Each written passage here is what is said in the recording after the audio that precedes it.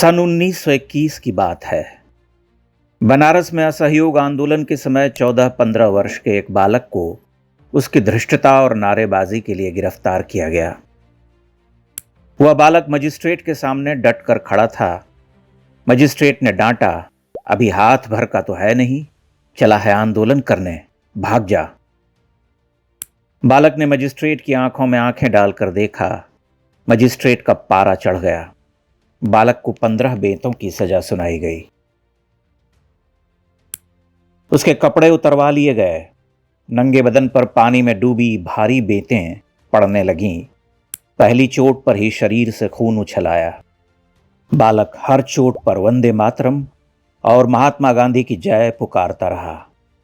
निढाल और रक्त से लथपथ पड़े उस बालक की वीरता की कहानी वाराणसी में आग की तरह फैली।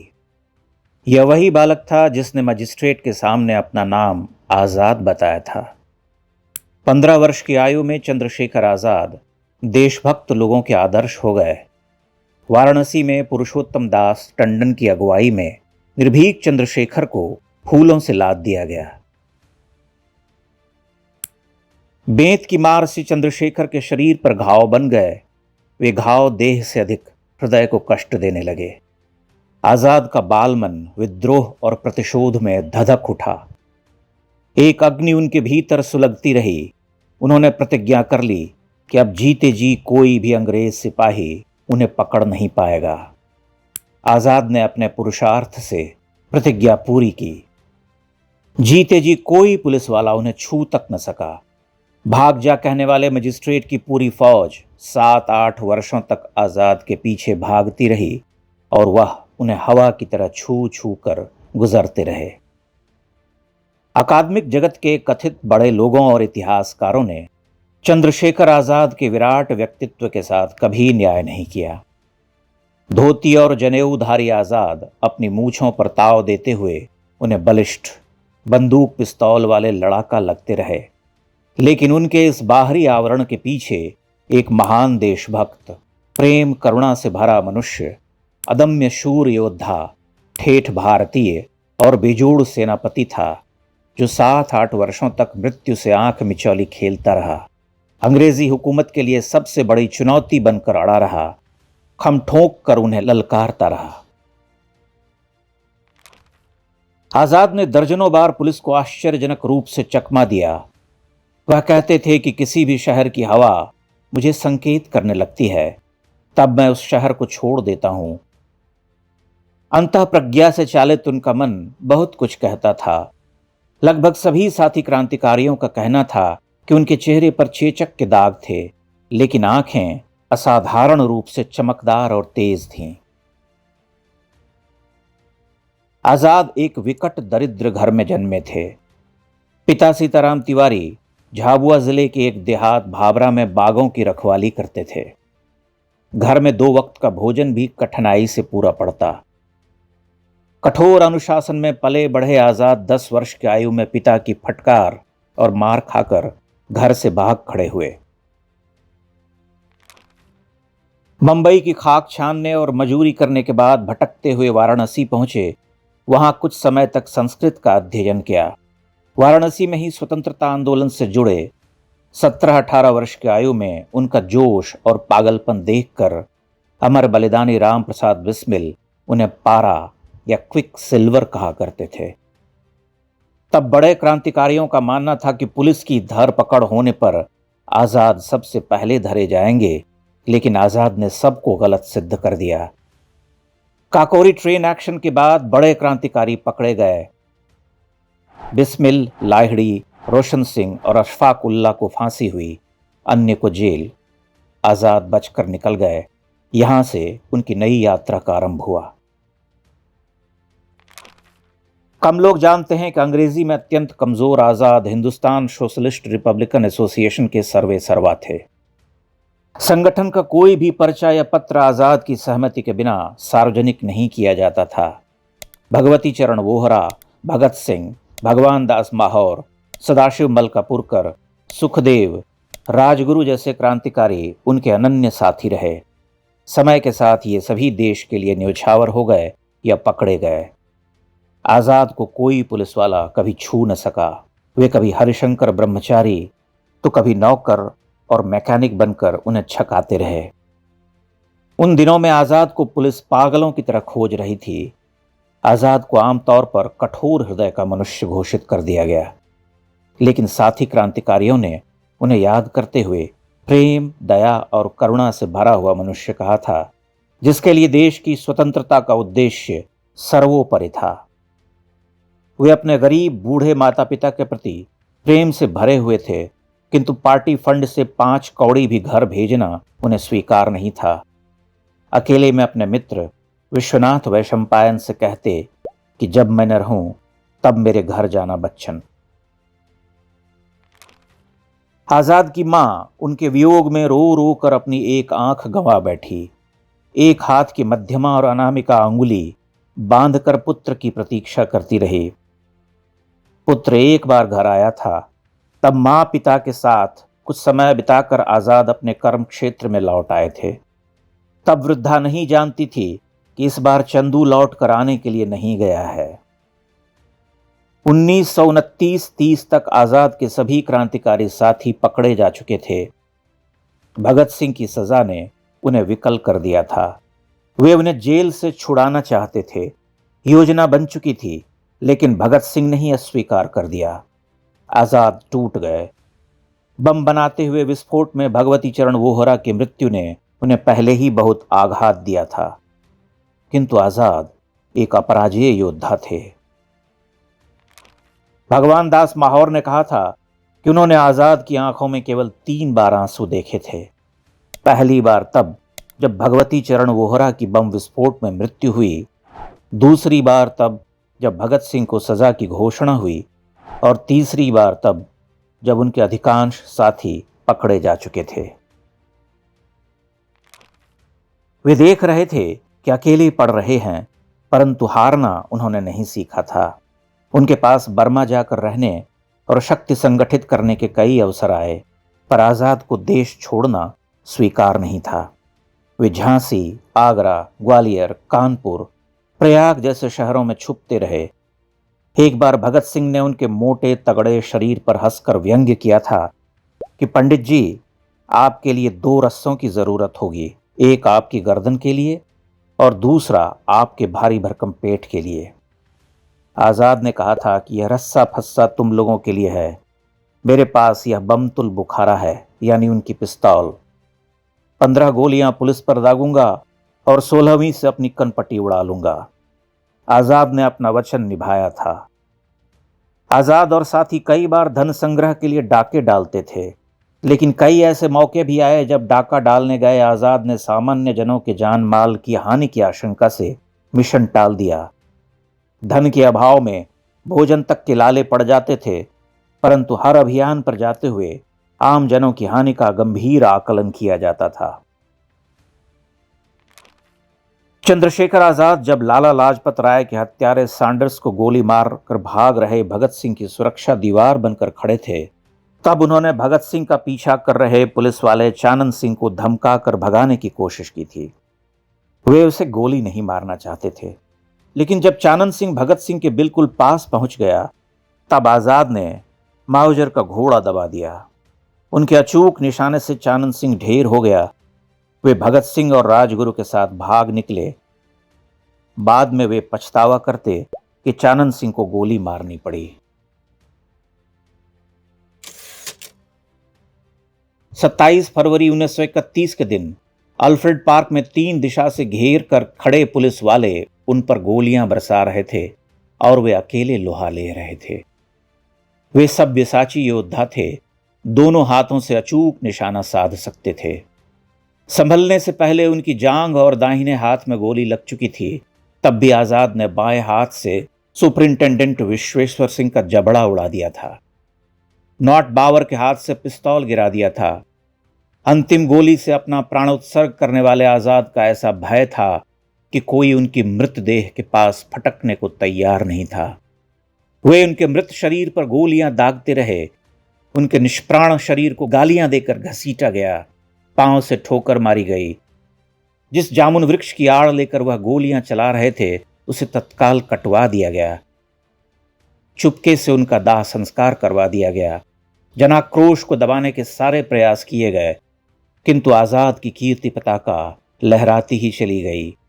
जिस अंग्रेज अफसर नॉट बावर ने अल्फ्रेड पार्क में 80 पुलिस वालों के साथ उन्हें घेरा था, उसी ने आजाद को ब्रेव हार्ट फाइटर कहा था। आजाद एक विकट अंध देहात की पृष्ठभूमि से आए थे। वहां से वह शीर्ष पर पहुंचे। उनमें भारतीय योद्धा का धर्म था। कठिन परिस्थितियों में कभी अकेली वृद्धा को सड़क पार करवाते तो किसी स्त्री के मान के लिए शराबी पति को दंडित करते। अखंड ब्रह्मचारी आजाद की आस्था वज्र की तरह कठोर थी। वज्रादपि कठोराणि मृदूनि कुसुमादपि वाली उक्ति उन पर चरितार्थ होती है। आज भी झांसी और आसपास के शहरों में उनसे संबद्ध गुमनाम स्थल हैं। उन पर समय की धूल पड़ रही, वे मिट रहे। इससे पहले कि वे पूरी तरह मिट जाएं, आप उन्हें देख लीजिए।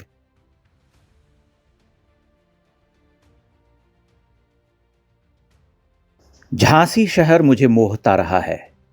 उस मोह के पनपने का एक कारण यह भी है कि झांसी अमर बलिदानी आजाद की कर्मस्थली रही। परंतु आजाद जैसे बहते हुए पानी का क्या कुछ पुश्तैनी हो सकता है, जिसकी विधवा और अकेली असहाय मां अपने चंदू के चले जाने के बाद जंगल से लकड़ियां और कंडे बेचकर पेट पालने को अभिशप्त थी, उसके लिए पुश्तैनी शब्द अर्थहीन ही है। परंतु कुछ चिन्ह अवश्य रह जाते हैं। प्रिय कवि की पंक्तियां याद आती हैं चिन्ह शेष केवल संबल जिनसे लहराया था कानन। वह संबल जितना आजाद का रहा होगा उतना ही मेरा भी हुआ। उस लहराते हुए कानन को देख पाने का संबल एक पवित्र और अटूट विश्वास। ओरछा में सातार नदी के तट पर हरिशंकर ब्रह्मचारी की कुटिया तो लोग जानते हैं, लेकिन शहर में क्या है? झांसी तो आजाद के प्रिय साथी भगवान दास माहौर, सदाशिव मलकापुरकर, मास्टर रुद्र नारायण, विश्वनाथ वैशंपायन जैसों का भी शहर रहा है। आजाद ने वहां 6 वर्ष का समय काटा था, लेकिन अब तो 100 वर्ष का समय बीत चुका है। यहां वहां से खंगाल कर कुछ पता लगाया। सबसे पहले गणेश बाजार में पानी वाला धर्मशाला तक पहुंचा। वहीं कहीं भगवान दास माहौर रहा करते थे। आजाद की मृत्यु के बरसों बाद उनके अकेली मां को माहौर और सदाशिव मलकापुरकर यहां ले आए थे। धर्मशाला के पास एक कृषकाय सज्जन मिले, मंदिर के सेवक देख पड़ते थे। मैंने कुछ संकोच के साथ ही उनसे पूछा कि यहां आजाद के प्रिय साथी भगवान दास रहा करते थे। उन्होंने बताया कि पीछे गली में घर है, लेकिन मैंने कुछ देर बाद जाना कि वह एक अनुमान लगा रहे थे, यह माहौरों का पुराना मोहल्ला है। निश्चय ही वे सब एक परिवार से जुड़े रहे होंगे, किंतु भगवान दास माहौर के घर का पता नहीं मिला। गली में भटकते हुए 2-4 पुराने दुकानदारों से पूछने लगा। पुराने दुकानदार गूगल के पितामह हुआ करते हैं। उनकी दृष्टि धुंधली पड़ने लगती है, स्मृति दुर्बल हो जाती है, परंतु नष्ट नहीं होते। उनमें से एक सज्जन मुझसे प्रश्न करने लगे, कहाँ से आए हैं, क्या करते हैं? मैंने अपना मंतव्य बताया। वह अपनी दुकान खुली छोड़कर बाहर निकल आए। आगे आगे चले, मैं उनके पीछे। गणेश बाजार की पुरानी गलियों में अब पुराना कम बचा है, पर सभी भवनों पर आधुनिकता का भौंडापन नहीं छाया है। कुछ भवनों पर समय ठहर गया है। आसपास के आमूलचूल परिवर्तन के बीच वे टाइम ट्रैवल करते हुए पीछे को जाते हैं। उन्हीं चंद घरों को अभिभूत होकर देखता हुआ मैं बढ़ रहा था। एक सफेद रंग से पुते पुराने घर के पास मुझे रोका गया। दुकानदार ने कहा, यही है, आप देख लो। वह वहां से लौट गए, मैं ठहर गया। दुमंजिला घर था। ऊपर की मुंडेर पर कुछ कमरे बंद पड़े थे। नीचे एक कमरे का दरवाजा न जाने कब से जड़ित था। विस्मृति के धूल कण बिखरे हुए थे, बिसरा दिए जाने का शोक। उस पर लटका हुआ ताला कहता कि शायद आखिरी बार स्वयं भगवान दास माहौर ने ही उसे लगाया था। मैं जानता हूं वह केवल मेरा निजी भावोद्रेक रहा होगा, मेरा स्वप्नदर्शी कल्पनाशील मन, लेकिन यह भी एक सत्य है कि उसकी काया से न्यूनतम छेड़छाड़ की गई थी। वह लगभग यथारूप रह गया था। ऐसा लगता मानो उसे छूने वाले हाथ अब कवलित हो चुके हैं। मेरी आंखों के सामने कितने ही दृश्य चल पड़े। कुछ ही देर के बाद मैं भूत और वर्तमान की इस यात्रा से मुक्त हुआ। मेरे कदम देहरी की ओर बढ़े। बाहर किसी की चप्पल रखी हुई थी। लोहे का गेट खुला था। लकड़ी का नया दरवाजा बंद पड़ा था। मैंने उसे खटखटाया। एक स्त्री ने कपाट खोले। विस्मय से पूछा, कहिए। अब कहने के लिए भूमिका आवश्यक थी। मैंने कम से कम कहा। वह बोली, शाम को आइए। मैंने समझाया, दूर से आया हूं, बाहर से ही एक दो छाया चित्र लेना चाहता हूं। उन्होंने पति से फोन पर बात की। मैंने छाया चित्र लिए। जब कपाट खुले थे तब कमरे के भीतरी हिस्से से ऊपर को जाती हुई एक पुरानी सीढ़ी उभर आई थी। मैं अतृप्त रह गया। एक कचोट हुई। क्या थी वह कचोट? अनुभव करना चाहता था उस आभ्यंतर को जहां कभी दिव्यात्मा क्रांतिकारी की देह गंध बिखर गई होगी। कोई पदचाप जिसे केवल मैं सुन पाता। कोई अट्टहास, यह रस्सा फस्सा तो तुम्हारे गले के लिए है। दो दृढ़ प्रतिज्ञ आंखें उन मुंडेरों पर टिक कर आजाद ने न जाने कितनी ही बार गली में देखा होगा। कितनी योजनाएं बनाई होंगी, कितने स्वप्न बुने होंगे। सब रह गया, मेरी अभिलाषा रह गई। मैं वह सब कहने का साहस न जुटा पाया। कपाट बंद हो गए। मैंने चुपचाप खड़े होकर भवन को देखा, वापस चल पड़ा। इस वक्त मैं जहां खड़ा हूं, ये चंद्रशेखर आज़ाद के प्रिय मित्र और क्रांतिकारी भगवान दास माहौर का पुश्तैनी घर है। यहाँ पर चंद्रशेखर आज़ाद अक्सर आया करते थे और कई वर्ष झांसी में रहने के दौरान ये उनका प्रिय पड़ाव या अड्डा भी था। उनके बलिदान के बाद जब देश स्वतंत्र हुआ कई वर्ष के बाद, तब उनकी अकेली और असहाय माता जगरानी देवी को भगवान दास माहौर और सदाशिवराव मलकापुरकर यहीं लेकर के आए थे और इसी घर में वे 2-3 वर्ष रही थी। यहीं उनकी मृत्यु हुई थी। गणेश बाजार की तंग गलियों में पुराने झांसी के चिन्ह बिखरे हुए हैं। ये समझा जा सकता है कि आज से 100 बरस पहले जो लोग वहां रहते थे, उनकी नई पीढ़ियां पड़ाव बदल चुकी हैं, लेकिन सभी नहीं। आज भी बड़ी संख्या में झांसी के पुराने भवन देखे जा सकते हैं। कुछ तो पीढ़ियों से रह रहे हैं। उनके घर अपने चेहरे बदल चुके हैं। उस बदलाव में कुछ बीता हुआ ठहर गया है। मैंने आजाद के अन्य ठिकानों की खोज के लिए गणेश मंदिर के अर्चक से भेंट की। इसी गणेश मंदिर में लक्ष्मीबाई का ब्याह हुआ था। मंदिर के सर्वश्री ने बताया कि सदाशिव मलकापुरकर आजाद की माता जगरानी देवी को बहुत प्रिय थे। वह उन्हें सद्दू कहती थीं। उनके बिना भोजन नहीं करती। सदाशिवराव मलकापुरकर और भगवान दास माहौर ने आजाद की मां को अपनी ही मां के समान प्रेम और आदर दिया। गणेश बाजार और टकसाल से आगे गलियां और सक्रिय हो जाती हैं। एक भीड़ भरा बाजार है। मेरा ई रिक्शा वहीं से गुजर रहा था। मुझे बड़ा गांव गेट वाले मुक्तिधाम तक जाना था। आजाद की माता वहीं भस्मीभूत हुई थीं। उनकी एक समाधि बनी हुई है। सांझ का पहला संकेत हुआ था। मैं लगभग 3:30 बजे पहुंचा। शमशान तरुओं से आच्छादित है।